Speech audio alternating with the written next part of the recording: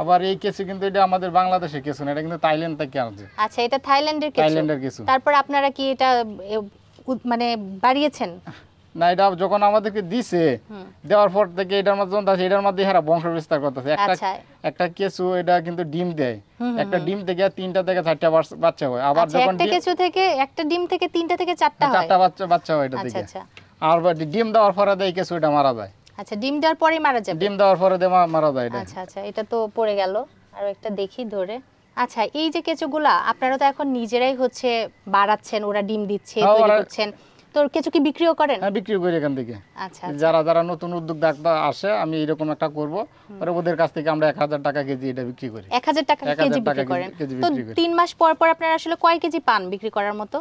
এটা উৎপাদনের উপরে নির্ভর করে আর কি। এটা শিবনে কোনো সময় 3 মাস পর 1 কেজি পছন্দ 2 কেজি, যখন এটা কেঁচু যখন ডিম দেয়, ডিমের উৎপাদনের উপরে এটা নির্ভরশীল, এটা সঠিক করে বলা যায় না আর কি। তাহলে জৈব সারের পাশাপাশি কেঁচু বিক্রি এটাও আলাদা একটা মানে ইনকাম যুক্ত করছে? ইনকাম যুক্ত হয়েছে এটার মধ্যে।